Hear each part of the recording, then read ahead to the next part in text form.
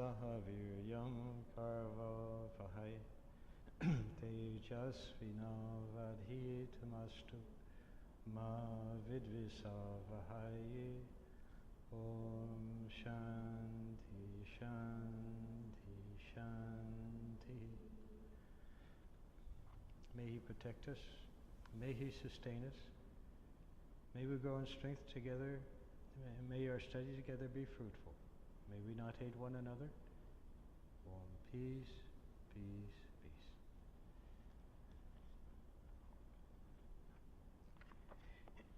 peace. So, good evening. And welcome to the class. We've come now to part 2, chapter 2. And coming to the first verse in the chapter. This body, with its 11 openings, is the abode of the self, which is unborn and always the same pure consciousness. A spiritual aspirant uses this body only in the service of the self, only for spiritual practices, and by doing so realizes the true nature of the self. He then goes beyond sorrow. As he has overcome his ignorance and has stopped identifying himself with the body, he becomes, following his death, free from the cycle of birth and death.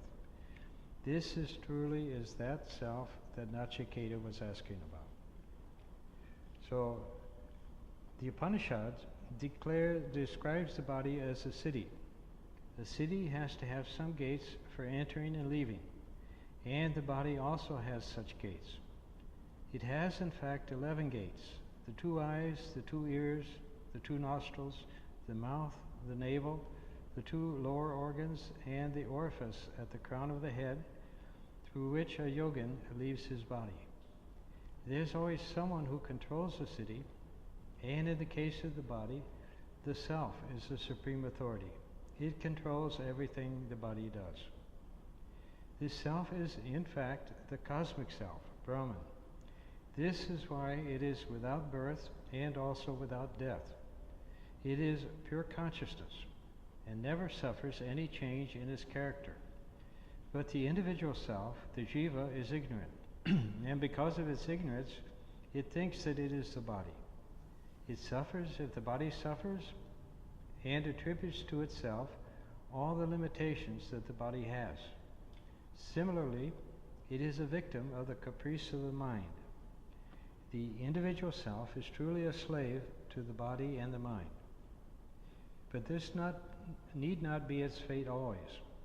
The picture changes completely if the individual self once begins to assert itself, saying that it is the cosmic self. As the cosmic self, it is ever free and is the Lord of everything. Thinking is the first step towards being. And if a person constantly thinks that he is divine, he becomes divine. The body and mind are tools that may work either way. They may cause bondage or they may bring about your liberation, depending on whether they dominate over you or you dominate over them. When the body and mind dominate over you, it is because you are ignorant of your real nature. You identify yourself with them and are affected by anything that happens to them. But if you can realize that you are the cosmic self, and therefore the Lord of the body and the mind, you become free. You live the remaining years of your life with the awareness of being the Lord of everything, and you are happy. When you die, you become free forever, and there is no more birth or death for you.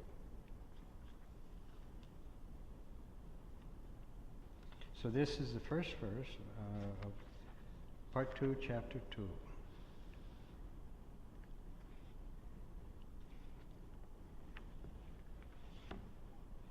And the idea here is that we all have a body and we all have a mind. Now the body and the mind, they're instruments which are being used by what they call the self, by the spirit within, by the spiritual consciousness. Now normally, in our normal state, we become identified with the body and the mind, and we say, oh, this is who I am. If you ask anybody who they are, the primary response is, okay, I'm this body, I'm so many years old, I was born in such and such a place, and I'm this mind. I have these feelings, these opinions, this knowledge, and this personality. So in other words, our body, our physical body, and our mind, and our emotions, our personality, these are who we are. Normally, this is what 99% of human beings, this is what we think we are. But in fact, what we are is something completely different. And that completely different thing is actually Brahman itself. In order to understand this, you have to understand the difference between what they call absolute reality and relative reality. Brahman is the one source, the one being, the one consciousness in this entire universe. Is something without form, without a particular personal identity. A thing is very hard and is indescribable according to the scriptures. The closest they can describe it is Sat Chit Ananda, existence, consciousness, and bliss. Now we all have an experience of existence. We know, okay, I exist, I'm here, I'm alive. And this world exists, the furniture exists, galaxies, the stars, they exist. But each and everything that we know that exists will someday cease to exist.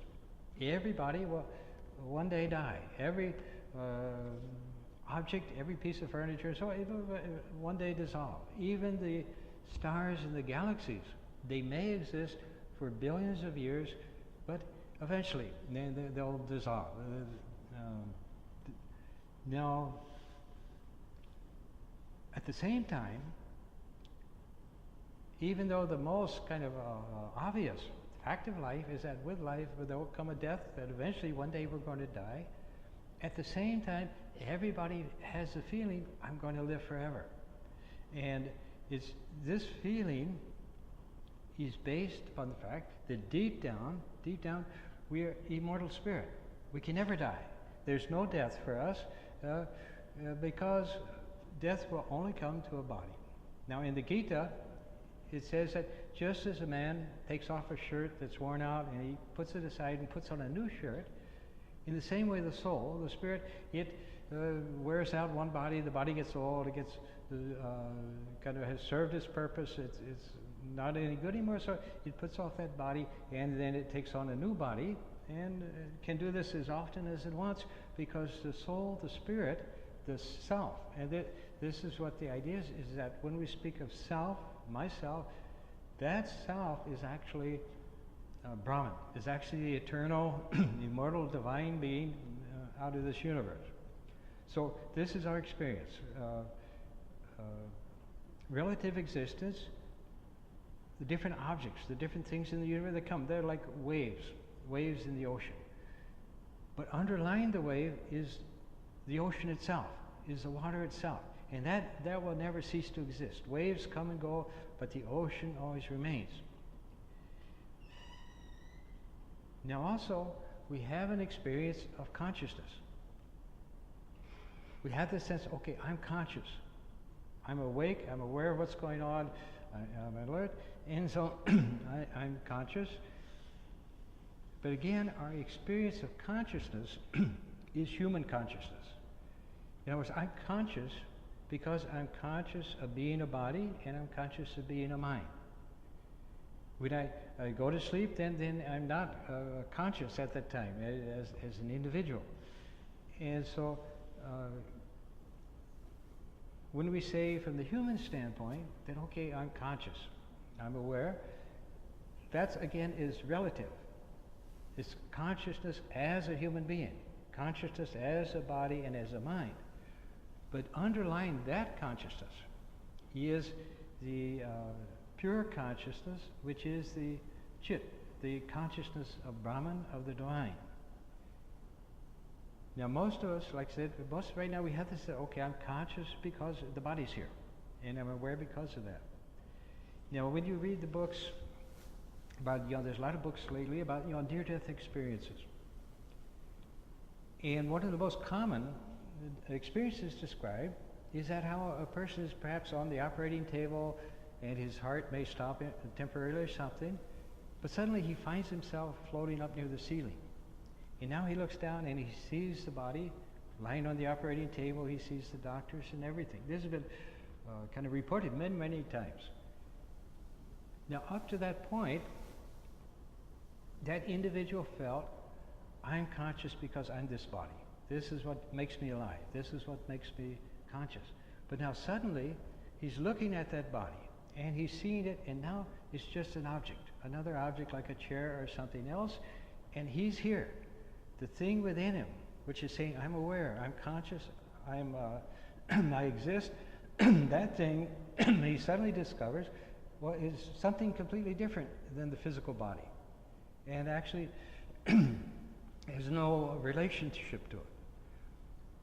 Now, as a person begins to evolve spiritually, he can move through kind of many different layers of consciousness, but he eventually discovers that the thing within, the saying, oh, I exist, this is me, I'm conscious, I'm aware, that thing is actually the consciousness of the whole universe. Now, in order to understand this, we have to get a different concept of creation. Normally we think of creations in terms of like an artist, he creates a painting. This painting, and then that painting is a separate object. He can sell it, he can give it away, he can hang it on the wall, and leave it go away. It's something completely different than him. And most people, I think, tend to think, well, God, he created the universe, and then he sits up in heaven and he runs it and kind of guides it and all. But there's another idea, another concept of creation, which is the creation you find in the case of, say, a novelist. A writer, he creates a whole world in his imagination, full of characters, full of events, full of plot, all kinds of things. He creates that whole world, but it's all contained within his own mind, within his own consciousness. Now, if a character in that book, in that world of the writer, was conscious and began to ask, who made me? It could examine everybody, ask everybody in its world, look at every object, examine every object in its world, and it wouldn't find anywhere the one who made it, the source of his being. But yet, all the time, it's the consciousness, the mind of the author, which is right there, because everything is contained within that mind, that consciousness is right there, and it's because of that everything exists. In the same way, right now, we have the sense, okay, I exist, I'm right here, I'm in this room, I'm experiencing what's in this room, but yet at the same time, we have the presence of God, because we're not separate from God. Creation is not something separate from God, it's like an idea in the mind of God. And we're all like ideas in the mind of God, and we live our individual lives, play our particular roles, usually totally unaware of our connection with the underlying source of our existence. And so the consciousness which we experience as relative consciousness is limited, because we're only conscious of what we can experience through the physical body and what we can experience through the mind. We're not aware of consciousness itself. And the third thing they say about Brahman is that it's ananda, bliss, happiness, joy. And this also, we all have experience of moments of happiness, moments of joy, but again, it's relative. It's a very small thing, a very limited thing. But when you go deeper within, you discover that there's present within you an infinite ocean of bliss, an infinite ocean of joy. One of the very first things that tends to happen when a person makes a little bit of spiritual progress is that he starts to experience peace, security, fearlessness, and he begins to experience happiness. Now, our sense of happiness is usually the result of getting something that makes us happy. we find a particular relationship, or we buy a new car, or something happens, and we say, oh, okay, now I'm happy. I got what I wanted. But in truth, and most of life is people running around the world trying to find what is the thing that's going to make me happy. And they try to find that happiness through other people, through possessions, through fame, through one thing or another. They're always thinking, if I can get this thing right here, then I'm going to be happy. And often, even if they get the thing, they find they're still not happy. They spend their life trying to make $1 million, and then when they make the $1 million, they find they're still miserable. So like that, our experience of happiness is very small and very limited. And for most people, our happiness tends to, we think in terms of our happiness depending on something else, something outside ourselves. But the truth is that happiness is something that's within us, and this is the place where you find it. So people who begin to meditate, who begin to kind of withdraw their attention from the external world, begin to go within, they begin to discover, oh, there's happiness here. I suddenly mentioned there's a book down at the bookstore called Happy for No Good Reason. It's written by Swami Varadananda or something like that. I met him down in Australia. But it's just, the idea is that when you begin to get back into your kind of true state, you begin to say, oh, I'm happy. And instead of saying, I'm happy because this thing happened, or this thing happened, or won the lottery, or this or that, instead of saying that, you just start to say, oh, I'm happy, and then you find that all your experiences are happy. If you're not happy, no matter what you get outside, from other people, from possessions, or anything else, it won't necessarily make you happy. Maybe give you a little temporary happiness, but again, it kind of wears out. They found that in the case of people who won the lottery, suddenly they're exalted, when they win the lottery, but they found invariably after a couple of years there's this kind of letdown. They say, oh, okay, so that's that. But when you begin to find happiness within yourself, then you find everything you do is happy. Same way when you're miserable inside, everything you do is unhappy. You may be living in a penthouse or this or that, going to the Bahamas, but you're still unhappy. There's a story about one lady, rich lady. She went on a cruise, around the world cruise. And afterwards, her friend asked her, well, how was the cruise? And the lady said, oh, the cruise was fine. It was just too bad I had to bring myself along. If you're old, if you're in bad health, if you're not feeling good, then no matter where you go, you just bring your problem. And this is what happens, is we basically just put our problems in different places. Right now, we're living in a little house, but then we move to a big house and we just bring all our problems. We're in the same state of mind as we were before. And so like that, you discover that nothing in the outside world is necessarily going to make you happy, but if you can be happy, if you can find happiness within yourself, then you'll be happy all the time. You may be very poor, you may be in the, actually in India, the wandering sadhus, are often some of the poorest people, but they're also sometimes some of the most joyous, because they found their inner happiness. So this is the idea behind the Upanishads, is that in most cases we think of ourselves, we think of our existence in terms of I'm this particular body here, and I'm this particular mind and personality here. And then all of our experience is kind of contained within that, what we can get through that body and through that mind. But yet, if we go a little bit deeper and begin to ask, well, who am I really? Am I just this body? Well, I know the body is going to go someday. I know, does that mean I go too? Then the question is, well, who will remain? Ramana Maharshi, one of the greatest of the modern sages, he was like a teenage boy, and I think an uncle or somebody had died. And so he lay down in his bed, and he said, okay, I'm dead now. The body's there, the body's dead, but who am I? What else is here? What else is here? And through that, he got his realization and became, then a great sage, because he uncovered the truth that he's not the body, not the mind. He's this deeper, eternal, spiritual thing.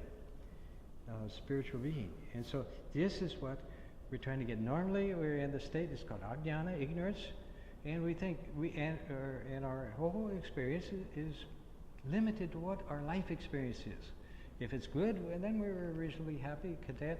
If it's bad, then we get unhappy and perhaps go through great suffering. But if we know ourselves, if we become aware, oh, this whole vast thing within me, this whole vast dimension, then you discover that everything is there. Everything is there already. You don't have to get anything from anybody or anything, or you are fully and completely satisfied. And you realize that because this is your true self, it's immortal, it's omniscient. You know, all the religions, anybody who speaks about God, speaks of him as being omnipresent, omniscient, omnipotent. All these things are weird, but that reality is within each and every individual, if we only discover it. Now, one of the basic principles is that as you think, so you become. Sri Ramakrishna used to say, the people go around saying, oh, I'm a sinner, oh, I'm worthless, oh, I'm this or that. And he said, well, if you think like that, that's what you become. But if you think, I'm the presence of divinity, like Swami Vivekananda, I'm the divinity is within me. I'm the child of God. I'm with God. I have all God's power, all God's grace behind me. If you think in those terms, this is what you become. So whatever thoughts we're putting in, gradually they come back to us and reveal ourselves. So when we identify ourselves, when we say, okay, I'm this body, I'm this body, then we discover that we've gotten ourselves into kind of a jam. Swami Vivekananda described it. He was our Swami out in San Francisco. He said that suppose you're in a room and then suddenly the walls start closing in on you, getting closer and closer. And I've used this example before, and like I said, this year when I used to go to the movies, for the kiddie matinee on Saturdays, one of the common things they used to have was cliffhangers, where you're going to be like about a 15-minute short thing, where at the very end of it, your hero, he would be hanging from a cliff or chased by a tiger or something, and then you'd come back next week to see what happened to him. Well, one of the common things they used to use is this idea: he'd be in the room and then the walls would suddenly start closing in on him. And then next week you come back, he'd climb through the ceiling or something. But like that, our human life, when we identify with the body, our human life is like that. In the beginning, when we're young and healthy and full of energy, the body's a great joy. We get a great deal of happiness, and we play and have a great deal of fun with the body. But as we go along, gradually things start closing in on us. Gradually the body starts losing its energy, it gets more and more tired, it starts to develop aches and pains. And when we were young, when we were children, we had the whole world open to us. You had the feeling, I can do anything. If I want to be president, yes, I can do that if I want to do it. But then as you go on with life, suddenly things are closing in. Suddenly you've got to go to school, and then you've got to go to work. You have to get a job, and now every single day you're going to work, and you're also, in addition to spending 8 hours a day at a job you don't like, you've got to commute for 2 more hours. And pretty soon, that's your whole life. You come home and you sit in front of the TV and you fall asleep, and then you get up next day and do the same thing. So this infinite kind of vista, opportunity that we had starting out is just getting more and more kind of closed down. And finally, when we retire, by then we're just so worn out we can't really do much. And so like that, if we identify with the body, life tends to come more and more like this. On the other hand, if you begin to identify with the spirit, with that deeper consciousness which is within, your life starts to go like this. Even though you may be 80 years old, even though the body may be worn out, not in very good shape at all, but now your consciousness has started to expand and grow and become part of the universal consciousness. And so this is what the Upanishads are talking about. What they're trying to explain is that because you seek only to experience things through body and mind because you become identified with them and limit yourself to, okay, this is who I am, this is what I am, then all your problems come. But if you can begin to search within for the presence of God within you, and you begin to kind of connect with that presence, then you find, oh, everything suddenly is fine. They said the first thing that you have is you start to get just a little calmed down, a little centered, a better sense of who I am. Many people don't know who they are. And there's a lot of psychological problems come because the people, they build up this self-image that they're trying to project on the world and all, this personality, and then after some time they just don't know actually who they are. But one of the things that will happen is a sense of getting centered and more of a sense of, okay, this is what I am. I'm not all these kind of mental things, emotions and everything like that running around. I'm actually getting kind of grounded and stable. When I first came to Chicago back in 1973, before I actually joined the order, Swami Varadananda, he had me work for one of our devotees, had a little shop in Old Town near Wells Street up there. It's called Bombay Streetcar, and it's sort of like imports from India, little knickknacks and things. And sometimes, and I'd be there taking care of the store. Sometimes like gangs would come in, or shoplifters, or you go through these crises a few times. You had to call the police. And what I found and discovered, because I was living at the center around Swami Varadananda and was beginning to meditate and things, but what I found is that when one of these crises would happen, I would be upset at the time, but as soon as the person went through the door, the whole thing just dropped away. Now, mostly, we can't do that. If something upsets us, we keep brooding about it. We keep thinking about it. If we can't get to sleep at night, we keep thinking of what we should have said, or why did this person say this, and we get terribly, terribly upset, and it keeps going.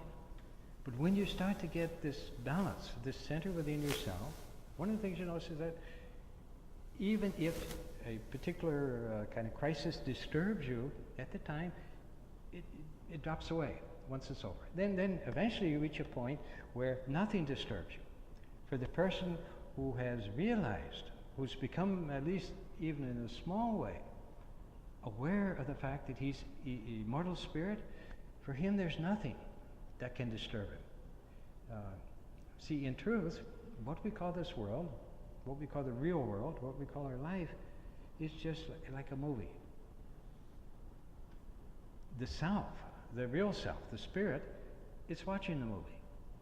Now, when you go to a movie, terrible things may happen, particularly now. Everything is all, things get blown up and people get karate and shot and all kinds of things happen. But it doesn't disturb you because okay, it's just a movie. It doesn't have any effect on me. Now, if you think that all the things that are going on are happening to you, it's tremendously disturbing. But if you begin to realize, okay, I'm just immortal spirit, the child of God, I'm watching this movie unfold, then you begin to become steady. You don't get upset. You don't get fearful of things. And eventually the person who's really gotten in touch with his real self, he becomes what the Gita calls the Stita Prajna, the man of steady wisdom. Even in the battlefield, like Kurukshetra, totally unmoved, surrounded by death and destruction things, but unaffected because he knows, I'm immortal spirit. This is just, okay, it's a drama, it's a play going on. But it can't touch me. When we're not connected with spirit, then the slightest thing could touch us. Somebody just says a remark, or somebody just says something that we take the wrong way, and now we're upset. Now we're frightened, now we're insecure, and now we're worried, oh, maybe I should have done something, and we get totally thrown off balance. But when you're in touch with even in a small way, even just the fringes of your spiritual nature, then you say, okay, everything is fine. We've read sometimes accounts of people who made some degree of realization, and one of the most common statements they make, is a great sense of everything's okay. My happiness, my reality doesn't depend on what other people are doing, what the world's doing, whatever's happening. It doesn't depend on that. I don't have to worry about that. I don't have to fear. I don't have to get upset over things. Everything's fine. I'm okay. Yeah, the universe is okay. And so, like that, in ignorance, ajnana, identifying with body and mind with our human experience, then we become totally immersed in that human experience, and we become the victim of it. We're just driven this way and that by whatever is going on in our life. And often by things that we can't control, we don't know how to control.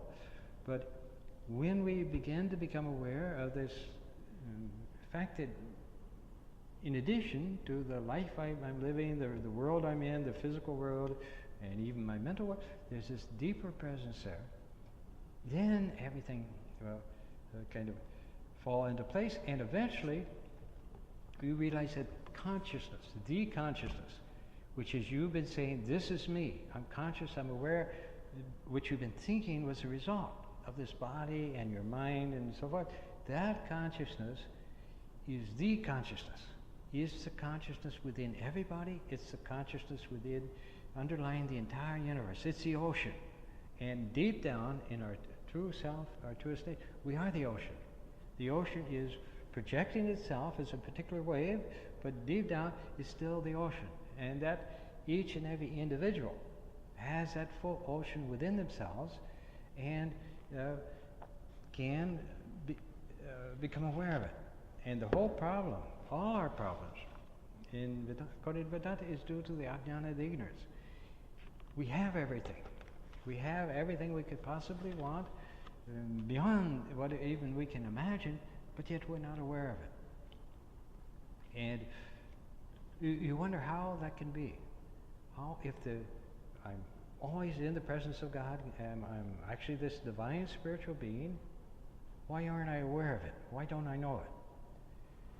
And an example is, for example, when you're asleep and when you're dreaming, you're living in that dream world. And it may be a very pleasant dream that you're enjoying, or it may be a terrible nightmare. And in that dream world, you struggle. You're being chased by a tiger and you keep trying to escape from it, and no matter what you do, the tiger is still behind you and you can't seem to get away. But then you wake up and you realize, oh, that was just a dream. It wasn't real. There's nothing, no tiger, nothing to be frightened of, nothing wrong. I was just dreaming. Now all the time, somebody else may have been with you, next to you, and you weren't aware of them, because you were in a different state of consciousness. Now in our human state, when we try to become religious or spiritual, we tend to think in terms of, well, getting better and better. I'm trying to improve myself, I'm trying to become happier, I'm trying to become more peaceful and things like that. I'm trying to get to heaven and so on. And these are fine, these are good. But realization, the ultimate kind of thing that they're talking about here, is like a waking up. We're asleep, we're dreaming, and we wake up, and oh, now this world is here. And now we get back to our everyday life. In the same way, it's possible to wake up from this state of existence and just go, oh, I'm spirit. I've always been spirit. I'm immortal. I'm eternal. I'm with God. God's with me. Where everything is fine. That comes as a total kind of change, shift in consciousness. And when that comes, then all your problems are over. It's not a case of getting a little bit better and then falling down and then getting a little bit better. Suddenly you discover, oh, everything is here already.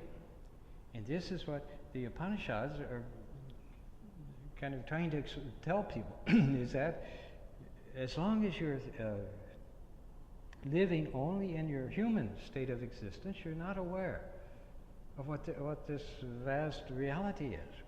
But as you become aware of it, then you find your whole life transformed. Now, in order to achieve this awakening, like Buddha or somebody, it's very difficult and very hard for most people, because it's totally different than our ordinary experience. But there's another approach to it, which is just to keep in mind, to remember that this reality, this presence of God, it is here. I don't see God now, but I know that He's there. And through, as you begin to get more inward, you begin, through meditation things, you can start to establish a connection with that divine presence. And it becomes, eventually becomes a real connection. At first, when we're trying to meditate, it's our mind, kind of imagination working, but there comes a point when it starts to come alive, and you begin to realize, I've touched something. It's not just an imagination, it's not just something out of my mind, but there's something else there.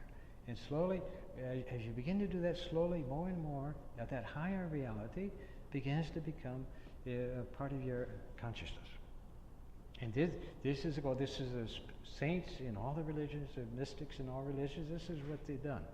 They've been able to get in touch with that deeper spiritual presence, reality within themselves, and slowly it comes more and more into the consciousness until your whole experience is completely transformed.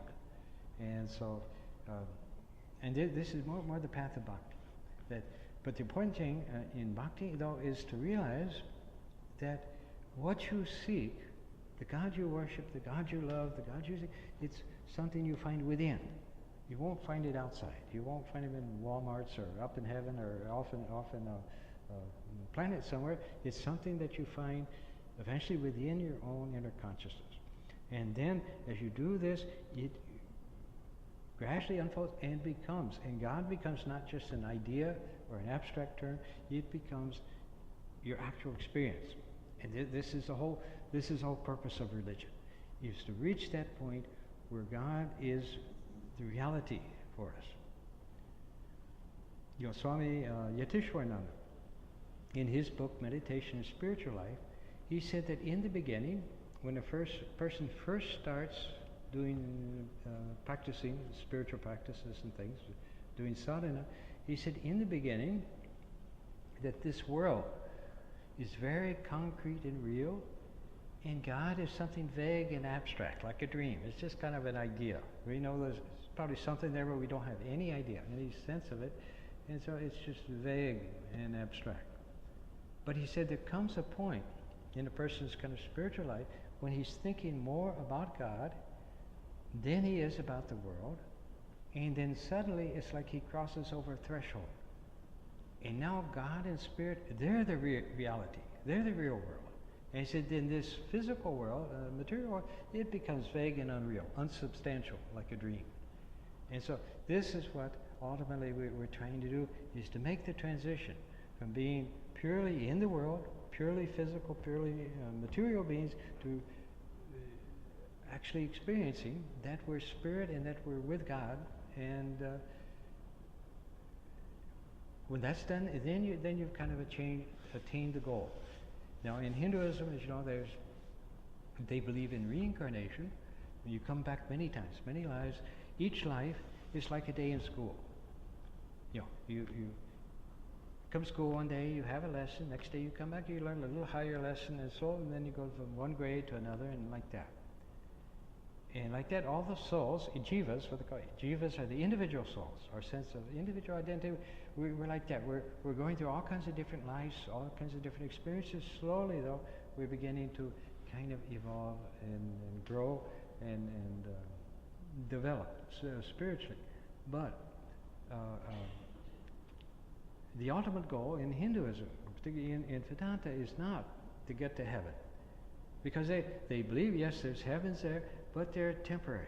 A soul, if it's been good, it goes to some higher celestial realm, but eventually it comes back to earth again. And it's got the cycle of birth and death and so forth. And like that, just as in school, you have to keep coming back to school until you graduate. In the same way, we have to keep coming back to earth until we attain this union with God. Once we've realized God, once we've experienced God, and then it's like you've graduated. Now you don't have to come back anymore. If you want, you can go on to grad school, or you can come back and teach others, but you've attained your goal. And so now you've become back aware of your real self, and that real self is the self, the only self there is, the only reality it is. Now, when they talk about self, sometimes it's a bit confusing, particularly for Westerners, because we think, well, God is there, and you shouldn't be selfish. You shouldn't be focused on yourself. But in Vedanta, in Hinduism, there's two words for self. Atman is both, but you have self with a small s, which is this is who I am. This is myself here, and there's self with the large S, meaning the self, the true self, the true kind of reality of our being. Now that true self, that self with a capital S, it's the self in all beings. In other words, as long as we're holding to this one particular being here, this one particular person here, saying, this is me and I'm the most important person in the world, then we're limited to that particular person.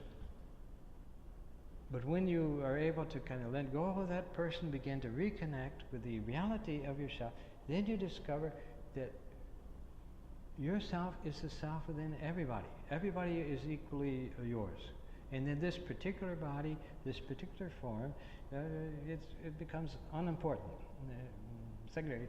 And this is why often holy men or people there, they become servants of other people, because they don't have their kind of selfishness behind. And Swami Vivekananda said that selfishness is contraction, getting smaller and smaller, and contraction is death. You become smaller and smaller and smaller until you're just a little tiny bit of consciousness. On the other hand, he said that unselfishness or love is growing, is expanding, and he said, and you're in the process of it gradually expanding beyond your individual, limited, very small self. You gradually begin to grow and begin to care about other people and other things, and eventually begin to become united with that universal consciousness, which is your real self. And so this is what we're all trying to do. So again, the first verse then in this chapter, in this body with its 11 openings is the abode of the self, which is unborn and always the same pure consciousness. And this is the idea, is that when in Shankara, he mentions that consciousness gets identified with various upadhis, what they call the limiting adjuncts. In other words, when consciousness gets identified with the body, then it becomes limited to that body. It says, oh, I'm this body. And then you're not aware of anything else.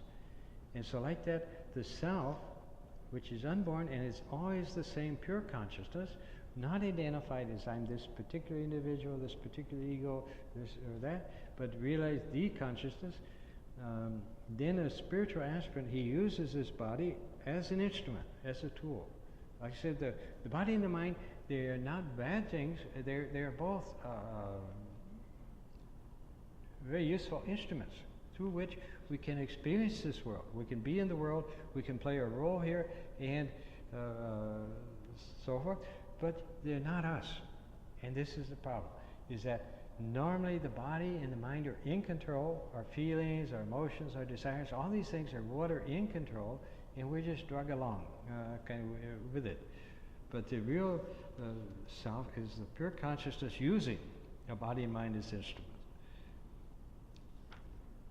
And so the aspirant, by using this body only in the service of the self, and by doing so realizes the true nature of the self, he then goes beyond sorrow.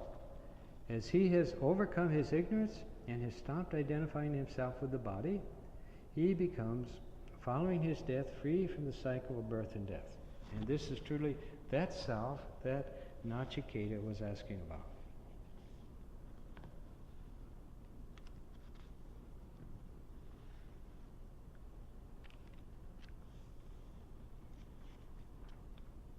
So then we come now to the second verse.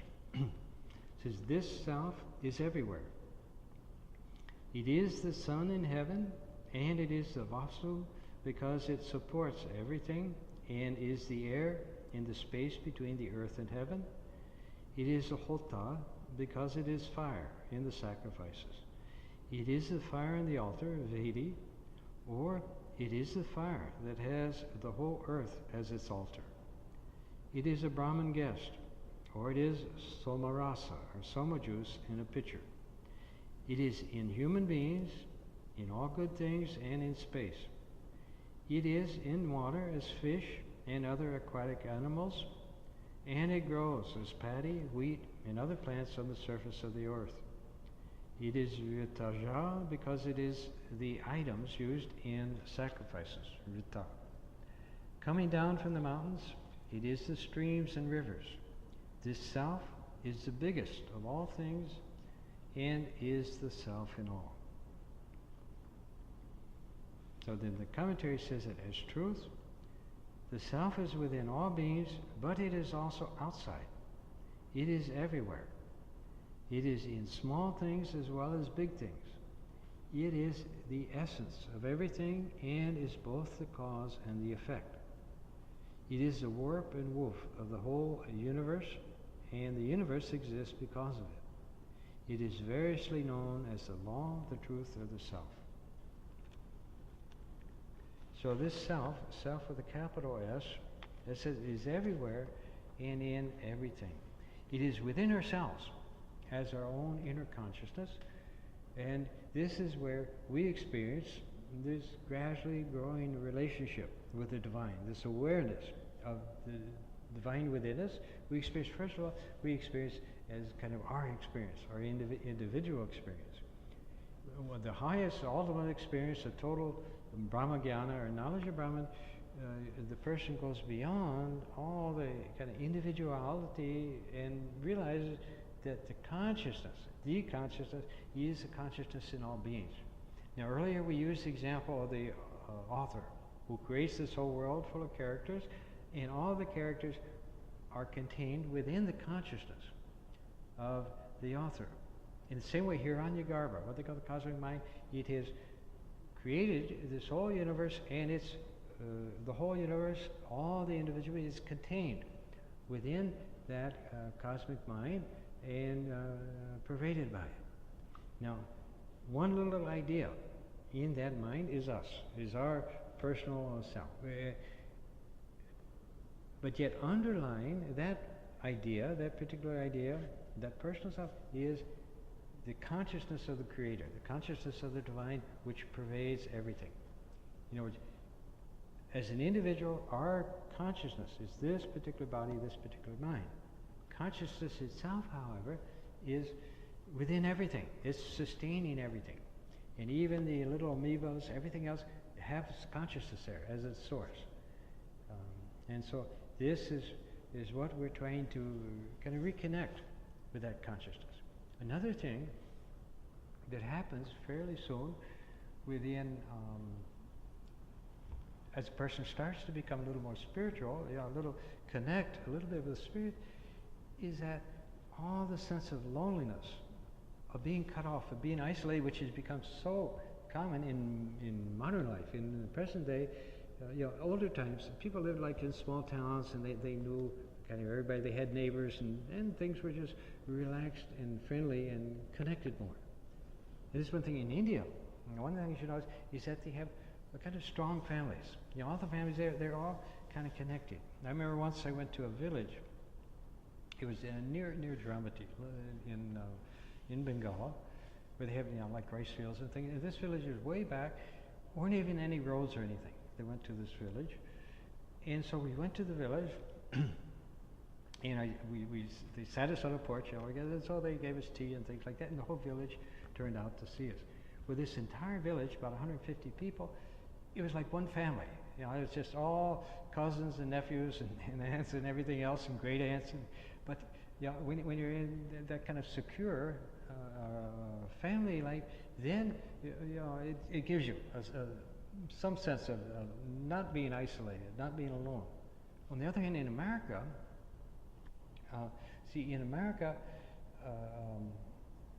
we always had kind of the frontiers. So the child will grow up, and right away he'd go off to the west to make his fortune, or go here and there. And we see in America, families just tend to scatter all over, and so we don't have that kind of tightness. It's common in India as well as places like Mexico and other places, that if the parents run into financial trouble or something, well, then a brother will take care of it. Said, okay, I'll put your kid through college. I mean, like that you see, but not so much in America. So in modern America, particularly in the big cities, where most people don't even know their next door neighbor hardly, there's a great sense of isolation, of loneliness, of just being out of touch with things. But when a person starts to connect spiritually, he finds he's part of this universal love. He's part of this universal oneness of things. And then, whether he may live alone in a mountain, but he's totally not the least bit lonely. You know, his life, his whole starts to become in harmony with the oneness of things. Right now we're all kind of individuals. Some of us are trying to be good, some of us are trying to be bad. You know, we're going to interact in things. But as you start to move towards God, you're moving into the unity, the oneness of things. So that your action, your life, instead of being selfishly driven by I want this and I want that, and other people are just obstacles in the way, now you're starting to live as a part of the one thing, one universal existence. And so all sense of loneliness, of being cut off, of lack of love, of things like this, all of that will disappear. And the person, like I said, when a person is loved, when you truly feel loved, then that's one of the greatest sources of happiness and kind of emotional stability in the human life. And same when a person doesn't feel loved, then he feels just very lost. Now God, the ultimate reality, this ultimate reality, which tends to sound abstract, Brahman, when you talk, is called universal love. But it's not a limited love, like our love, we tend to focus on one person. Say, okay, I love that person, I love my children, and that's it. No, nobody else. But this love is impersonal, going towards everybody universally. And as you become aware of that, you realize, oh, you are loved, you are taken care of, you are protected, you are. This other thing is we go through our life each day, and we really don't know what we're doing a lot of the time. Or at least we don't feel like we know what we're doing. But when you start to connect with the divine, you start to get kind of guidance within. A sense that, okay, I'm being taken care of, I'm being protected, everything is just moving along as it should move, and things are good. And so like that, there's a transformation. A tremendous change takes place between being the small, limited, individual self, cut off from everything else, and getting back into our oneness with the underlying divine self, which is the truth, the reality of our being. And so in ignorance, we shut ourselves off from that, but it's never gone. It's never lost. It's always there, but simply we're not aware of it. It's like the sun is always shining, but then clouds come in front of it, and then everything gets dark and gloomy. Same way our mind creates clouds, and then we feel, oh, all life is dark and gloomy, and we kind of live in that. But all the time the sun is there, and spiritual life, spiritual practices are mainly not acquiring something or not getting something, but just removing the clouds. And then automatically the grace of God comes in. The presence of God comes in, and then everything is completely fulfilled. And we realize that we have everything we could possibly want. Everything is there. And so there's no thought, no emotion, no worry, no fear, nothing. That is you. Those are taking place in the mind. When you can put a little bit of perspective in that and realize that right now I'm feeling just in a terrible mood, I'm having a really lousy day, but if you can kind of stand back from that and say, well, I'm actually sitting in the lap of God, and I'm just kind of observing these things, then you start to get things back into balance. So this is, we've gone to the Katha Upanishad. We just covered the first 2 verses here.